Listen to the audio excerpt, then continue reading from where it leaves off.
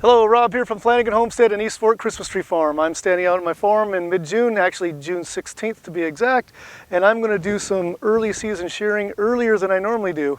And the reason we're going to try this is I had some people recommending on some Facebook pages that I follow and other groups that are saying, hey, I'm all done shearing for the year. And I'm like, done shearing?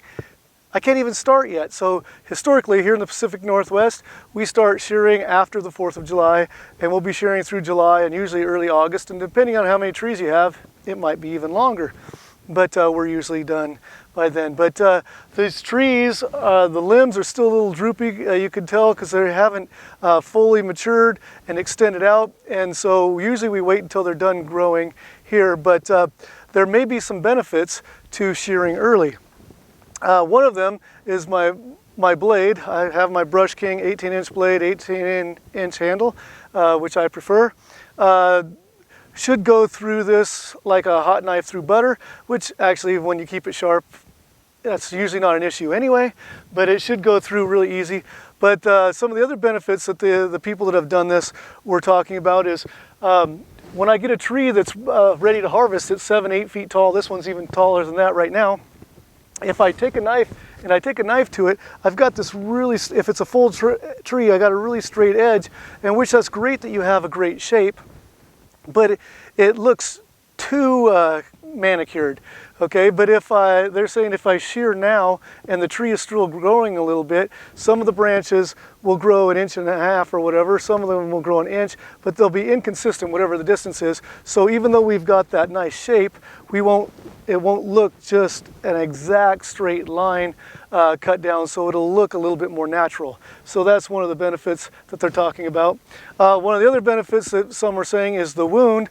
If you've sheared Christmas tree late in the year, you know that sometimes the cut branch at the very end has a wound that heals up and has a scar, and it doesn't look pretty with that sticking out there, and they say that this heals up better and it looks better come harvest time to do it earlier in the season. So I'm not going to do all my trees. I'm standing next to a noble right now.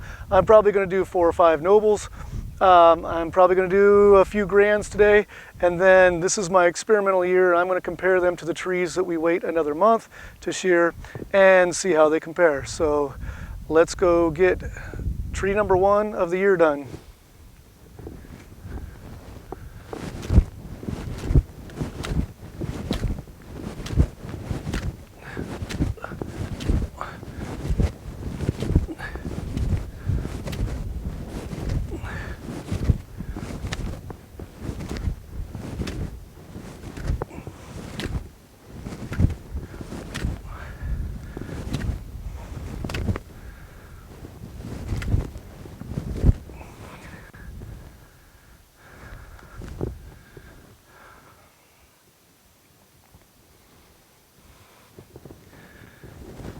So this line that's what I'm talking about. It's so full and it's a really straight edge, but hoping one branch or the other grows just a little bit more than the other so it has a more natural look when it's all done.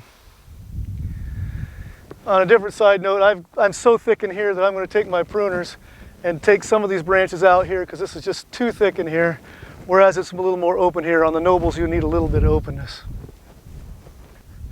Okay, just to give you an idea, I'm not shearing this tree completely right now, but as soft as this is and as sharp as my blade is right now, normally you say swing it fast so it's going to cut through, but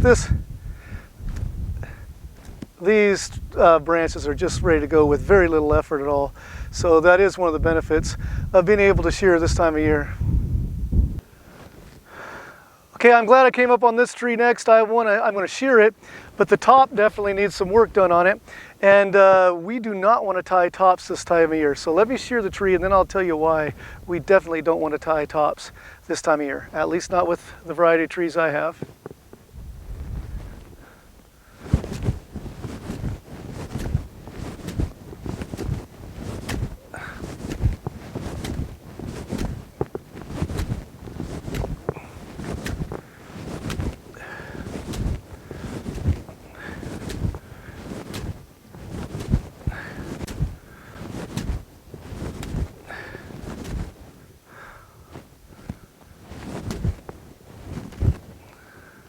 Okay, I moved over here to a smaller tree to show you why we don't want to tie the tops right now.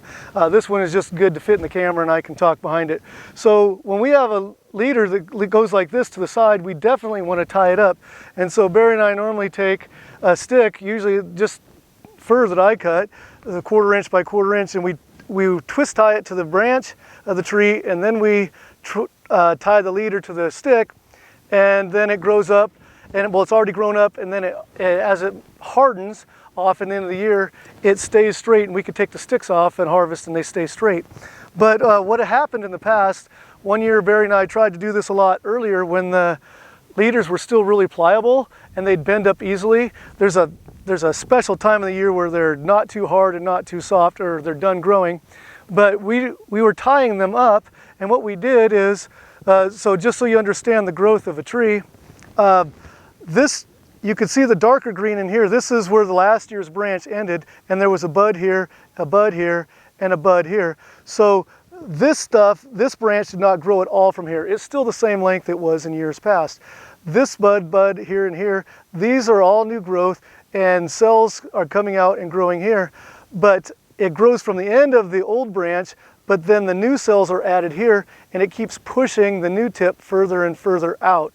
And so that's good to understand when you do the top. Here's a top that there was an extra top on this tree I tore out. But to give you an example of what happened to us in the past, is we took our sticks and we tied it to the trunk of the tree, and then we tied the top to it, and then the cells continued to grow from here. And so more and more cells were added, and they pushed up and they pushed up and they pushed up. And this is exactly what we got right here. Because this part of the leader could not go up, we created a bubble in our leader, and we had this through our entire field, and it was a big mistake, and we will never do that again. So even though we're going to try shearing a little bit early and getting the shape of the tree and hoping that actually the rest of this grows a little bit to give us a little more natural look, we definitely do not want to tie our leaders and have this grow up and create a bubble here, because we're tying to get a straight leader, not to create a bubble in it. All right, tree number 3 for the year. This one has a naturally more slender. The other ones I did at probably 40 degrees. This one might be a little bit less than 40 degrees. But the great thing about U-cut Christmas tree farms, some people like them narrow, some like them wide. They don't have to all be exactly the same.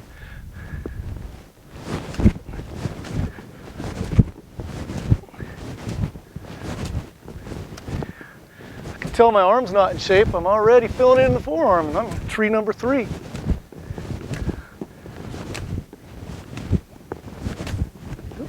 Got something there.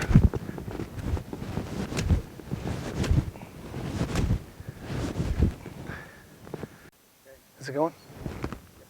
Okay, I'm standing in the grand firs. I said I was going to do 4 or 5 grands as well, but I'll show you the rest of the trees here in a little bit. But I don't think the grand fir is even ready to do it. I mean, it is still drooping to the point that it's not really ready. These branches will, as they mature and get more turgor pressure, they'll start lifting and getting more horizontal, and they're easier to cut off.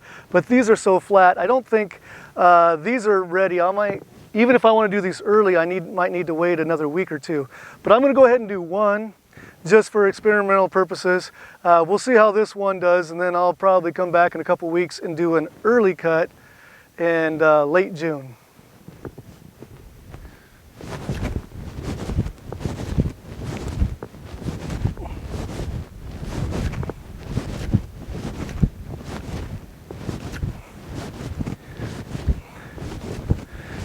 To get the branches, I'm almost having to go too far in, and I cut too much off because they're laying so flat. I'm not confident in how this, that was cut too much. I'm not confident how this one's going to work out, but we'll give her a try. It's 1 tree, all for the sake of science. Okay, so I just sheared that 1 grand fir. I didn't like how it went because I had to get too far in to even get the tips because they're hanging so far down. So you can see this grand is like that as well, this one, and as we pan across the field, you'll see that basically our entire field of grands are just not quite ready. Need the branches to get out a little bit more horizontal for us to start shearing it, even for an early shearing. All right, so there we are with our early season shearing, earlier than normal. We're doing it mid-June instead of mid-July. And check back in later in the year and we'll compare the trees that we sheared now and the ones we did a month later. And as always, thanks for joining me on the Flanagan Homestead, where Christmas trees are my business, teaching and cleaning horticulture is my job, and outdoor projects are my passion. Be blessed. Hope to see you again soon.